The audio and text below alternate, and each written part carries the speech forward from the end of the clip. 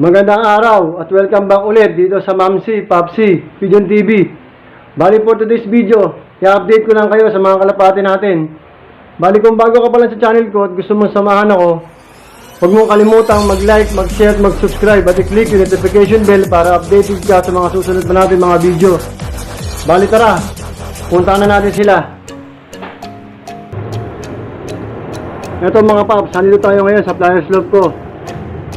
Binaklas ulit natin yung mga sahig ng ulungan natin. Yan, kasi nag-uulan na naman, napakasungit ng panahon. Binaba ulit natin yung mga flyers natin. Ayaw kasi natin mababad sila dito sa lamig. Mababasanin sila ng ulan eh. Yan, tinanggal muna natin lahat ng kalapate dito sa flyer slope. Para siguradong matuyo agad ito. Nilinis natin ulit ito kanina. Hindi tayo magsasawang maglinis ng ulungan para sa ibon. Alam niya ng mga pansier na nag-iibon talaga. Kailangan laging malinis.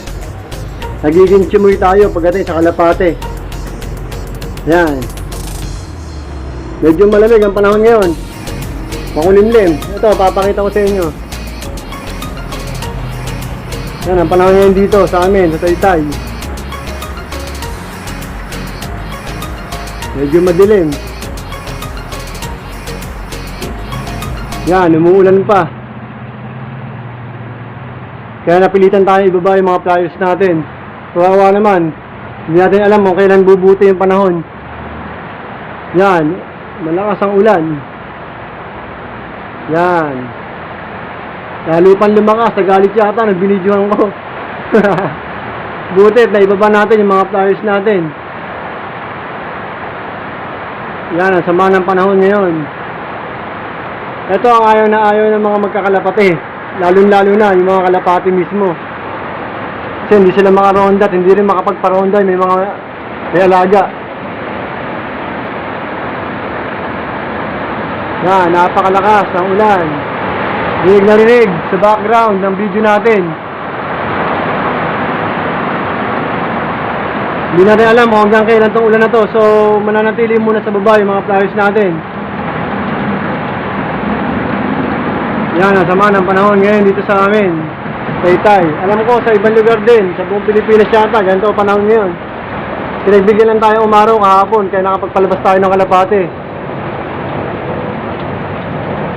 Yan, lakas ang ulan. Punta na natin yung mga kalapate sa baba. Update ko kayo sa kanila. Ito mga paps, yung mga YB natin na ibinaba natin. Bale, ito silang lahat, nakahalukip-kip, giniginaw. Ito, talagang walang hindi nakahalukip-kip sa kanila. Sobrang sama kasi ng panahon, sobrang lamig na talaga. Yan sila. Kaya nagdidesisyon tayo na baba agad sila pagka sobrang lakas na ng ulan. Kasi kawawa naman. Bali may pagkakamali kasi doon sa gawa ng kulungan namin. Masyado namin na-edikit sa pader. Kaya kapag umulan, nadadaanan yung mga gilid-gilid. Kaya nakakapasok yung tubig sa loob ng kulungan. Wala pa rin masyadong magandang bubong. Walang masyadong maayos na bubong na nailagay. Kaya ganyan, pag umulan, basang-basa lahat ng kalapate natin. Tsaga-tsaga muna, wala pa tayong budget pagpapagawa nun. Tsaga-tsaga tayo na magbaba taas ito mga kalapate natin kung sakali umulan. Yan, ganyan lang naman sa pag-iibon, tsaga-tsaga. Bali hindi nga pala tayo nakapag-training kagabi. Bali ngayon sana ang bitaw nun. Kasi malakas nga ang ulan. Bali yung ibang pansier nakapag-training sila. Good luck nga pala doon sa mga pansier na nag-training. Sana nakabalik lahat ng kalapate nyo. Yan, bali dapat huwag tayo maghangad ng masama sa ibang pansier. Huwag natin ipagdasal na hindi makabalik yung kalapate nila. Kasi sa larangan nga ng pag-iibon, kalapate lang ang naglalaban-laban, hindi mga pansier. Friendly game lang, mga paps, di ba? Kung sino matira sa dulo, hindi siya ang magaling. Wala tayong magagawa. Kung magaling talaga yung ibon ng isa, tanggapin natin yon. Mag-breed lang tayo na mag-breed. Baka makachamba rin tayo pagdating ng araw. Kaya good luck sa mga nagkarga. Napakalakas ng ulan. Sana nakauwi mga kalapatin nyo. Ito pa yung mga winalay kong inakay kahapon. Yan. Talagang nakalukip-kip lahat. Ginaw na ginaw. Kawawa naman. Bale, ito yung si desmet. Update ko kayo. Pang-apat na araw, nanggamutan natin sa kanya.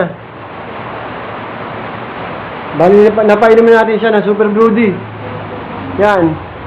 Hindi pa siya nagmimintis ng pag-inom. Simula nung inumpisa natin.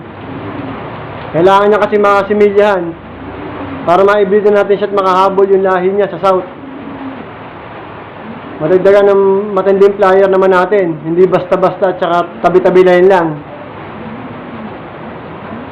Bali yan. Bali, nagpalit nga rin pala tayo ng mga sapin dito sa mga kahitlugan para manatiling tuyo yung mga hinihiga ng ating mga inakay.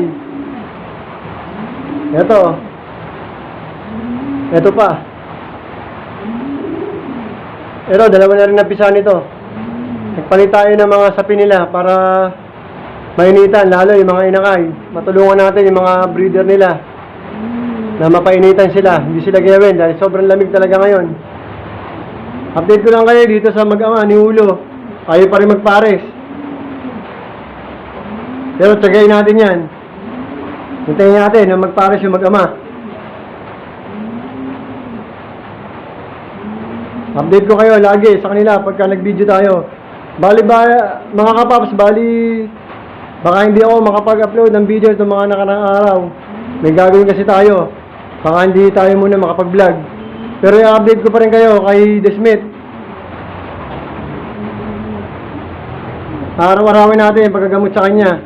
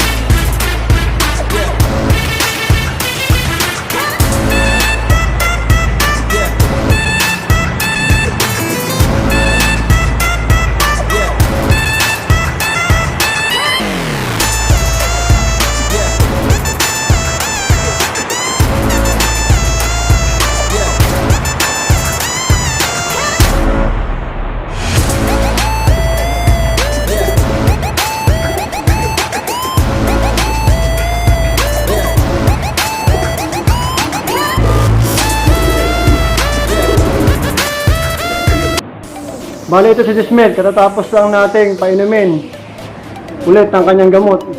Nakatuka na rin to. Kondisyon na kondisyon tong ibon na to. Bali, hanapan natin to ng pares. Bali, plano ko bumili ng panibagong hen. Yung maganda na. Para kung sakaling machambang sumimilya to. Maganda na yung pares na ibigay natin sa kanya. Hanap tayo ng magandang hen. Nagtatanong-tanong tayo dun sa ibang panshir. Maganda sana kung mabili natin yung may mga tinapos na. Yung may mga certificate na.